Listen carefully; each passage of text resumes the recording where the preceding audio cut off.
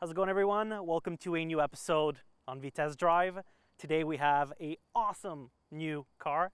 It is the 2025 Volkswagen Tiguan R-Line 4Motion. Now, I've really been anxious to try this car. It is the completely redesigned third generation of the Tiguan. It is on the MQB Evo platform. So apologies, it's a little dirty. I had it washed, but I got caught in a big rainstorm. Today there's a lot of scattered showers. So let's not focus too much on the outside. We're gonna do a little spin around so I can show you guys really which is one of my favorite parts, the way this car is styled. I think the style is super progressive and super futuristic. I just think it overall looks great, particularly in this avocado green metallic color.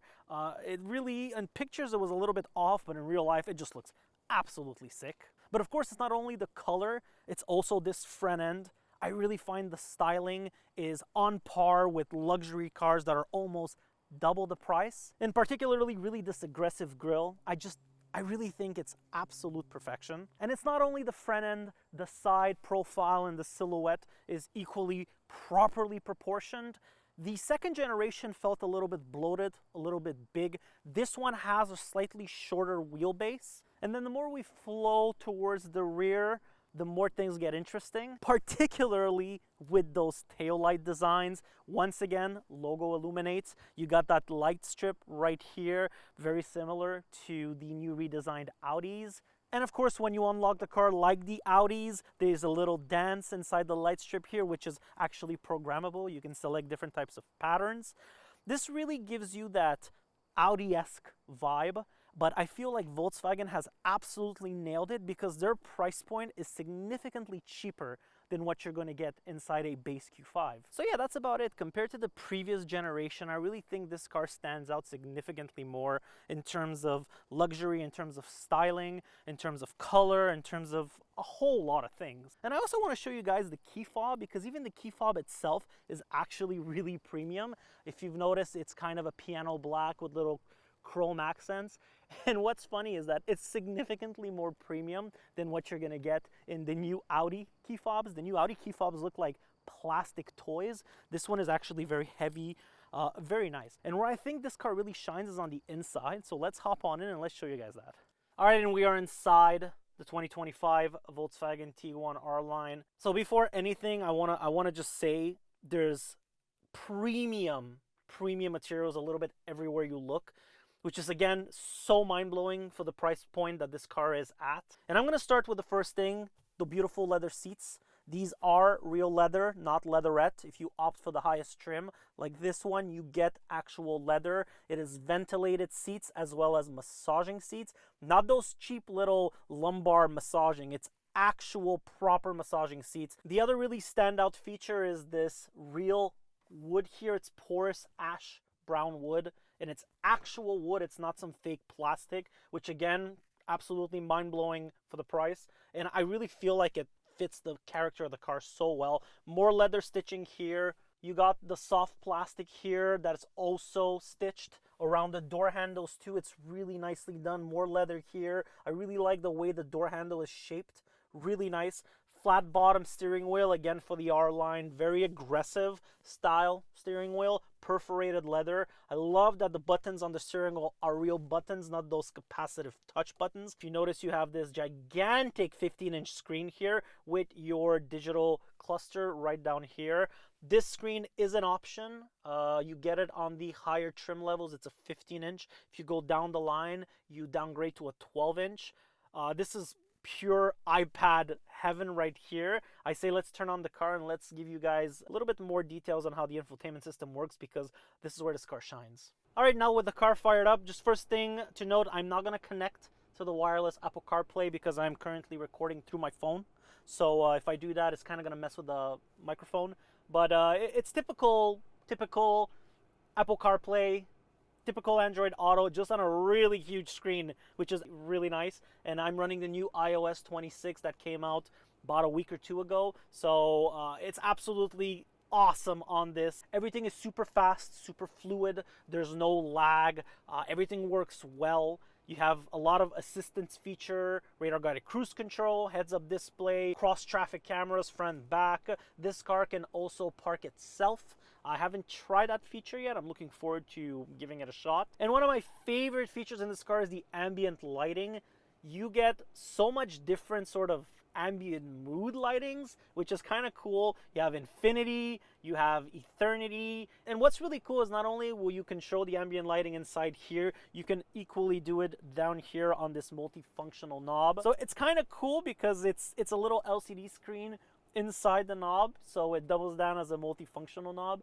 I don't know, it's a really nice little attention to detail, and I absolutely love that. So let's do a quick hop in the back now to see legroom and storage, because a lot of the people that get these cars are going to be people with families, so this is where it's going to appeal to them the most. Let's see how the back seats are on this car. All right, and hopping in the back seat.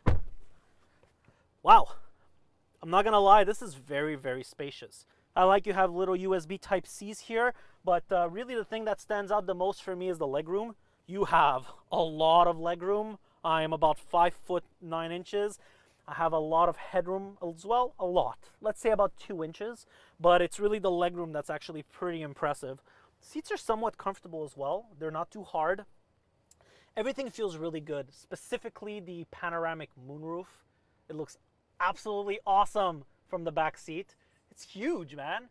But yeah, it's really, really a good place to be. It's interesting because even though the wheelbase is slightly shorter, you have a little bit more legroom than the outgoing version. It did sacrifice a bit of trunk space in order to get that extra legroom, but it's really barely noticeable. And now let's take a look at the trunk and see if really there was that much of a sacrifice in terms of cargo space. All right, let's open the trunk and let's take a look. As you notice, it's still quite spacious in terms of trunk storage, but you do get a little bit less. With the seats up, this is 26.5 cubic feet compared to 33 cubic feet from the previous model.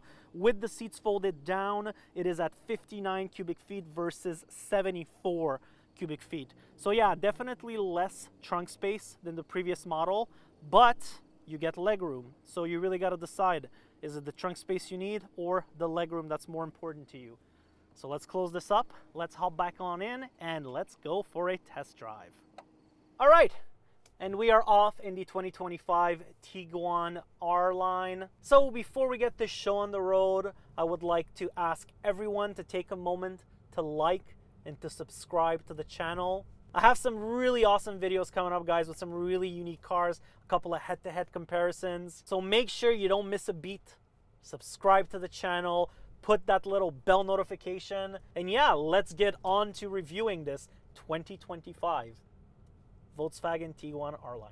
Now, once again, I want to start off by saying how premium of a feel this cabin gives me.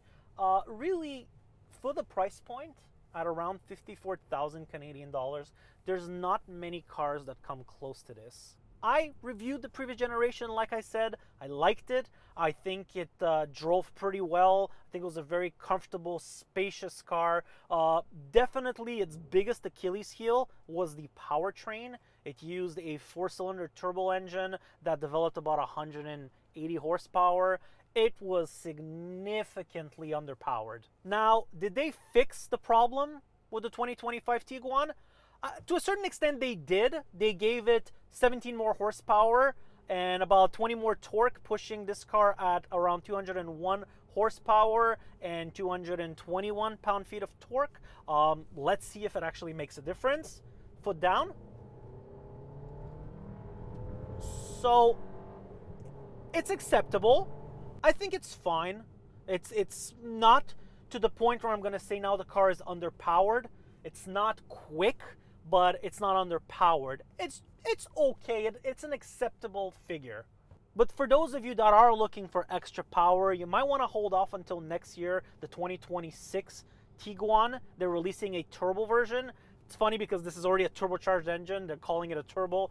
Weird branding, but regardless. And it's going to use the same engine from the Q5 at about 268 horsepower and almost 300 foot-pounds of torque. I feel that's going to drastically transform the character of the car. So I'm really curious to see how that one is going to be like. And made it to the engine is a 8-speed automatic transmission.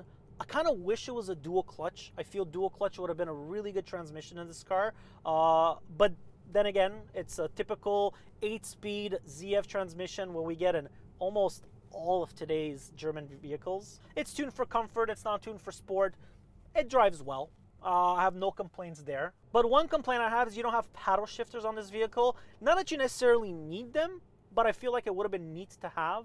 It would have been a cool little thing to have, and this being an R-Line, I feel like it should have got paddle shifters, but we did not get paddle shifters. Now, how is the drive on this R-Line? So I don't have a comparison because I haven't driven the regular non-R-Line model. I do know that the R-Line does have stiffer suspension, obviously bigger rims. They're at 20 inches, which is actually pretty good for this segment of vehicles. A lot of them stop at 19. This one gives you 20, and they're pretty nice rims too. But the R-Line suspension definitely feels on the stiffer side. And by stiff, I mean it's more the dampening. You kind of jump around a little bit. But again, that's, I guess, what it attributes to that sporty drive.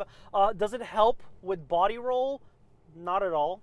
The car does have quite a bit of body roll. You know, you take it in a curve, it's not the most stable thing in the world. You really gotta, be on your toes. But overall, I think it's a good balance. And yeah, there's not much else really to say. Fuel economy is pretty good. There's no hybrid, there's no electric motors, nothing is assisted. It's really a pure 2-liter inline 4-cylinder turbo. The cool part about it is that it uses regular gas like the previous model. It doesn't need premium, so that's a nice touch. You get a little bit of a cost saving on gas. And yeah, there's not really much else to say. I think it's really a drastic change in terms of feel, in terms of comfort, in terms of riding dynamics, in terms of luxury. It's a gigantic step up from the previous model. And I am in the market for an SUV. I know that eventually I'll be switching to an SUV. I need something a little bit more spacious, something that I can put more storage in. I'm looking for something a little bit more premium, and I've always been an Audi fanboy. I love Audis, you guys know that, and I was hovering towards the Q5. I'll be honest, after driving this car, I am not even considering the Q5 anymore. It's no longer even on my radar. I am going to seriously take a look at the 2026 Tiguan Turbo because I feel like it checks absolutely every box. So really, if you're in the market, go test drive one. So this is Jordan signing out. I really want to thank everyone once again for the support. As always, it's overwhelming. Comment down below. Let me know what you guys think of this car. If you just bought one, if you own the previous generation, what are your thoughts on this 2025 Tiguan R-Line? And would you get this one, or are you going to wait for next year's 2026 Tiguan Turbo? Let me know in the comments down below. Smash that like button, subscribe to the channel. We have more reviews coming soon. And this is Jordan signing out. I want to thank everyone once again. Have a good day.